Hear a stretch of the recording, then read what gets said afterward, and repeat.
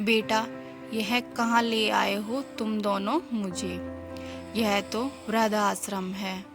तुम तो कह रहे थे कि चाचा जी याद कर रहे हैं बहुत दिनों से मुझे, इसलिए थोड़े दिन मुझे मेरे भाई के यहाँ छोड़ने जा रहे हो। फिर गाड़ी यहाँ क्यों रोक दी तुमने? अशोक जी ने वृद्धाश्रम को देखकर अपने बेटे राजीव से पूछा। राजीव बोला, पापा, मैं आपको वृद्धाश्रम ही छोड़ने आया हूँ। आपका कोई भाई आपको याद नहीं कर रहा है, मगर यदि कल आपको बता देता कि आपको वृद्धाश्रम चलना है मेरे साथ, तो शायद आप आने के लिए तैयार ना होते।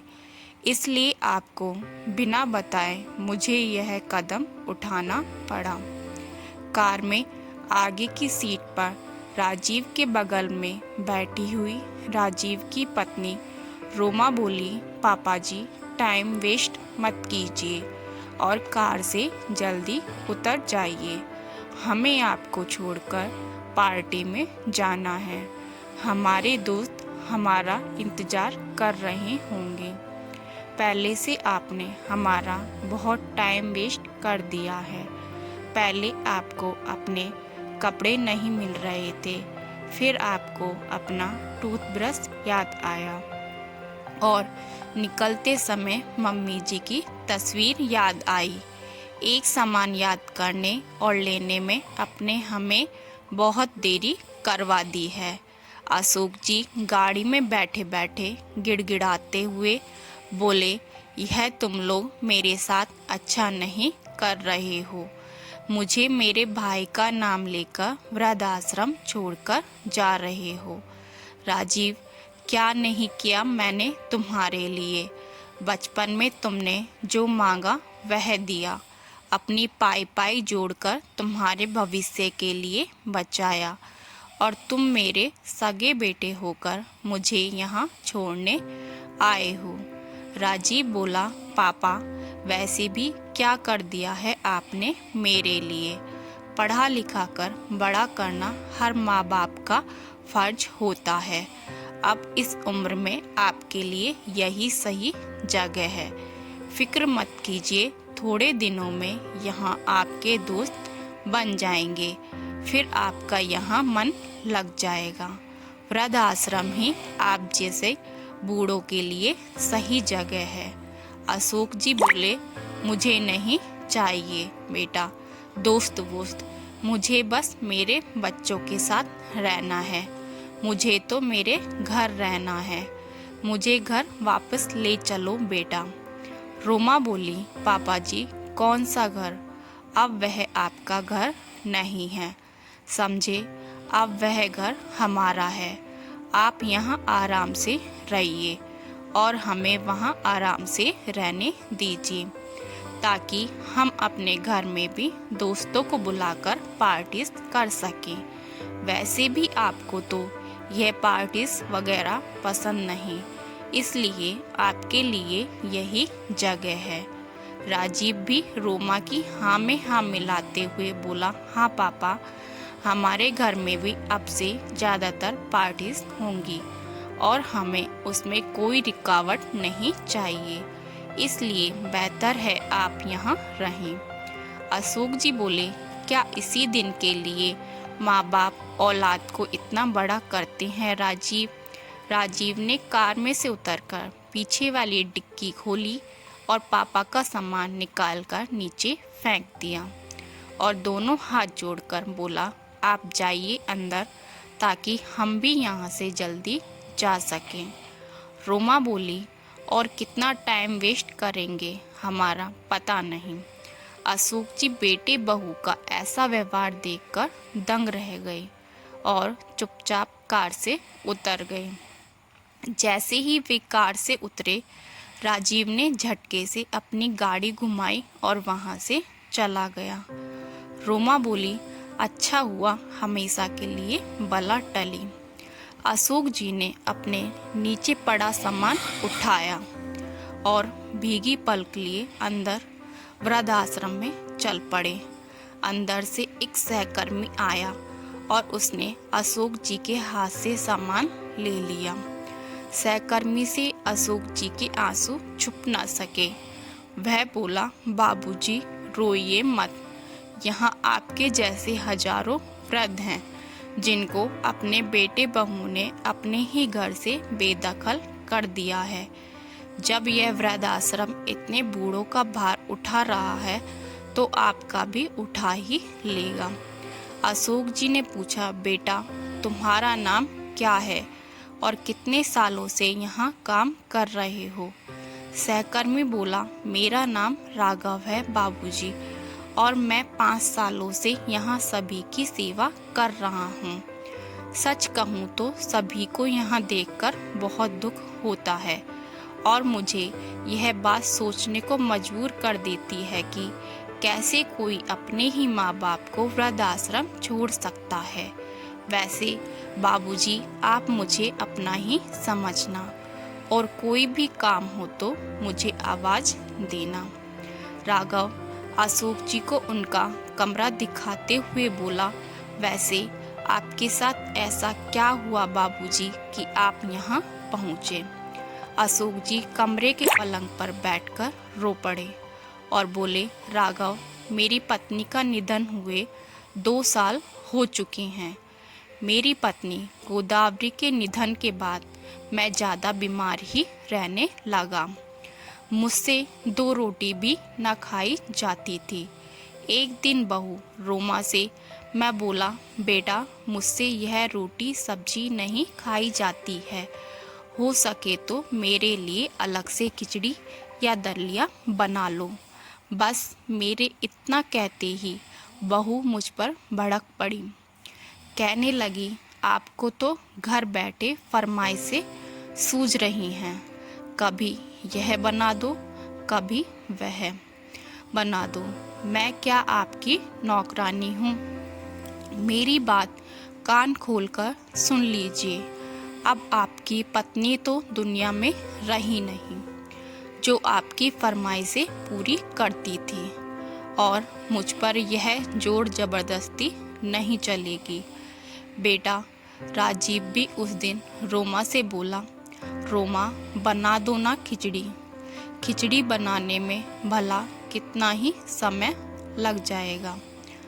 रोमा बोली, राजीव तुम्हारे पापा के लिए मुझसे अलग से कुछ ना बन पाएगा, जो भी है यही खाना पड़ेगा।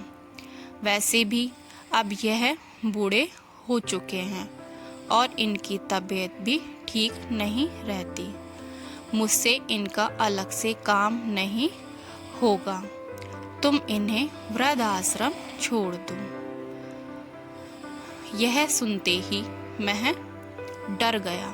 मैं बोला, बहू अब आगे से मैं तुम्हें कभी कुछ नहीं कहूँगा, मगर मुझे वृद्धाश्रम भेजने की बात मत करना। उसके बाद मुझे बहू जो खाने को देती मैं चुपचाप खा लेता, भले मेरा पेट साथ दे या ना दे, मगर मैं उससे कुछ ना कहता। एक दिन राजीव जब मुझे जेब खर्ची के पैसे दे रहा था तो रोमा ने राजीव के हाथ से पैसे खींच लिए और बोली, क्या ज़रूरत है राजीव इन्हें पैसे देने की? पूरे दिन घर में पड़े रहते हैं, टीवी और बिजली का बिल बढ़ाते हैं। वह अलग खाने को भी सब कुछ मिल जाता है, तो उन्हें जेब खर्ची किस बात की दी जा रही है? मैं बोला, बेटा कभी कभी नीचे दोस्तों के साथ टहलने जाते हैं तो कभी कोई दोस्त कहता है कि रिक्शा में मंदिर चले जाते। अब इस उम्र में इतना चलना हो नहीं पाता है कि मंदिर चलकर जा पाएं, तब जेब में 2 पैसे चाहिए होते हैं तो रिक्शा पकड़कर जा सकते हैं, वरना दोस्तों के सामने शर्म महसूस होती है। रोमा बोली, पापा जी, कोई ज़रूरत नहीं दूर दूर मंदिर जाने की, हमारे बगल वाले मंदिर ही जाया कीजिए ताकि रिक्शा के पैसे बच जाएं। राजीव बोला, पापा, रोमा सही कह रही है, बस उस दिन से मुझे जेब खर्ची भी मिलनी बंद हो गई। मैं तो चुपचाप जिंदगी गुजर बसर कर रहा था और साथ ही भगवान से प्रार्थना भी कर रहा था, हे भगवान, अब मुझे भी जल्दी उठा ले। गोदावरी ने जाने मुझसे पहले क्यों चली गई। मुझे उसका बहुत सहारा था। उसके जाने के बाद बहुत अकेला महसूस करने लगा था मैं। थोड़े दिनों बाद घर में राजीव और रोमा आए दिन अपने दोस्तों को बुलाकर पार्टीज करने लगे। मेरे कमरे को वो लोग बाहर से ताला लगा देते। मैं उस छोटे से कमरे में पड़ा रहता, मगर एक रोज़ रात को बाहर पार्टी चल रही थी और मुझे कमरे में बेचैनी महसूस होने लगी। मेरा दम घुटने लगा तो मैंने दरवाज़ा खटखटाना शुरू कर दिया। बहुत देर बाद राजीव और रोमा ने दरवाज़ा खोला और मुझे डांटने लगे। आज आपकी वजह से हमें अपनी पार्टी जल्दी ख़त्म करनी पड़ी और हमारे दोस्तों को ऐसे ही वापस भेजना पड़ा। राजीव भड़ककर बोला, आपने पूरा मूड खराब कर दिया आज। दोनों ने मेरा हालचाल भी ना पूछा। मैं थोड़ी देर तक हांफता रहा, मगर दोनों मुझे अनदेखा कर अपने कमरे में चले गए और आज मुझे मेरे भाई के घर छोड़ने का झूठ बोलकर यहाँ वृद्धाश्रम छोड़कर चले गए। मैं गिड़गिड़ाता रहा, मगर दोनों ने मेरी एक ना सुनी। अशोक जी की सारी कहानी सुनकर राघव की आंखें भी नम पड़ गईं। राघव बोला, बाबूजी, फिर क्यों आप उन लोगों के साथ वापस घर जाना चाहते हो? वे लोग तो आपका ध्यान भी नहीं रखना चाहते। यहाँ कम से कम आपका ध्यान तो रखा जाएगा। अशोक जी बोले, राघव, उस घर से यादें जुड़ी हैं मेरी और गोदावरी की यादों के सहारे मैं उस घर में कैसे भी गुजारा कर लेता और चाहता था कि मेरी अंतिम सांसें मेरे घर में पूरी हों। मेरे घर से मेरी अर्थी निकले, इसलिए तो बेटे बहू का यह व्यवहार भी सहन कर रहा था। राघव बोला, बाबूजी, आप चिंता मत कीजिए, आप यहाँ बैठिए, मैं आपके लिए पानी और चाय लेकर आता हूँ। अशोक जी ने अपने आंसुओं को पोंछा और अपने बैग में से गोदावरी जी की तस्वीर निकालकर देखने लगे। राघव उतने में अशोक जी के लिए चाय नाश्ता लेकर आ गया। अशोक जी धीरे धीरे वृद्धाश्रम में रचने बसने लगे थे, मगर उन्हें घर बहुत याद आता था। उनके घर के आसपास रहने वाले उनके सभी मित्र बहुत याद आते हैं। सुबह सारे वृद्ध मित्र साथ में सैर सपाटे के लिए जाते थे और शाम होते ही सोसाइटी की बेंच पर बैठकर गप्पे मारते थे। घर में बेटे बहू का व्यवहार बहुत अखरता था, मगर कम से कम उस घर में गोदावरी की यादें तो बसी हुई थी। तन्हाइयों में उन्हीं यादों के सहारे ही जिंदगी कट जाती थी।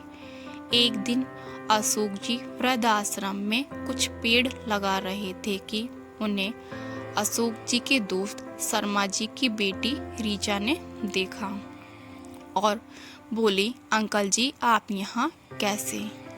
ऋचा को देखते ही अशोक जी भाव विभोर हो उठे और उन्होंने सारी घटना ऋचा को बताई। ऋचा पेशे से वकील थी। दूसरे दिन ही राजीव के घर नोटिस पहुंच गया। नोटिस देखकर राजीव के पैरों तले जमीन खिसक गई। राजीव बोला, घर खाली करने का नोटिस आया है। रोमा गुस्से से बोली, राजीव तुम भी बुद्धि ही रहोगे।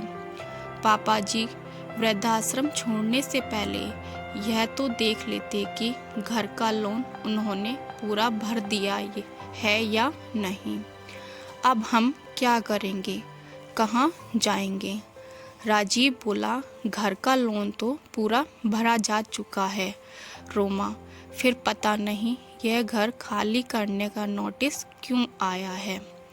अभी की अभी इस वकील के पास चलते हैं जिसने हमें यह नोटिस भेजा है। राजीव और रोमा ऋचा के पास पहुंचकर बोले, घर खाली करने का नोटिस क्यों आया है? हम इस घर के मालिक हैं। ऋचा ने अंदर से अशोक जी को बुलाया और बोली, अगर तुम दोनों इस घर के मालिक हो तो यह कौन है? अशोक जी को देखकर बेटा बहू हक्के बक्के रह गए और राजीव बोला, पापा आप बताइए इनको कि असली हकदार तो मैं ही हूँ इस प्रॉपर्टी का।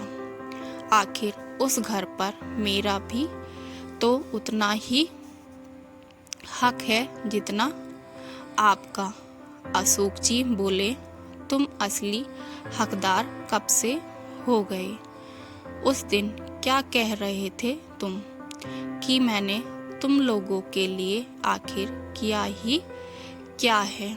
तुम्हें पढ़ाया लिखाया, इस काबिल बनाया कि तुम आज आ पैरों पे खड़े हो, और बहू तुम्हें हमेशा अपनी बेटी माना। मगर तुम दोनों ने मेरे साथ क्या किया? मुझे इस उम्र में जब तुम्हारी सबसे ज़्यादा ज़रूरत थी, तुम लोगों ने मुझे वृद्धाश्रम पहुंचा दिया। ऋचा बोली, कानून के अनुसार अगर बच्चे अपने माता पिता को घर से निकाल दें तो उनकी प्रॉपर्टी पर भी उनका कोई हक नहीं होता।